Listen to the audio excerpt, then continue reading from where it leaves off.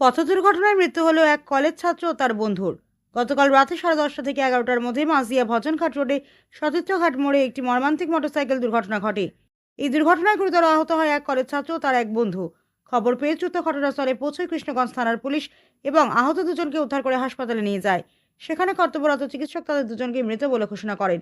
পরিবার সূত্রে জানা যায়, তারা দুজনেই বিকেলবেলা বাড়ি থেকে লালন মেলার উদ্দেশ্যে বেরিয়েছিলেন। মৃত কলেজ ছাত্রের নাম অরূপ ঘোষ, অপরজনের নাম সুদীপ্ত ঠিকাদার। পুরো ঘটনার তদন্ত শুরু করেছে কৃষ্ণগঞ্জ থানার পুলিশ। নদিয়ার করিমপুর থেকে অধ্যেন্দু মালাকারের রিপোর্ট, বঙ্গ সংবাদ। বাড়িতে বেরিয়েছে আপনার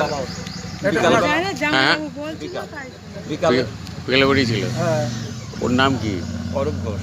আজ ওর সঙ্গে যে ছিল ওর নাম কি জানেন? ওনার নাম ও বললাম না, ওনার বাড়ি ময়ূরহাট। চুপ করে সীমিত গল্পটা জনের সীমিত সময়ের জন্য বন্ধ। মানে কোথায় যাচ্ছিল কিছু বলেছিল? লালন মেলায় যাচ্ছিল। কোথায় যাচ্ছিল কিছু বলছিল? না, কোথায় যাচ্ছে তাও আমি জানি না। তাই কটা নাগাদ ঘটেছে এটা?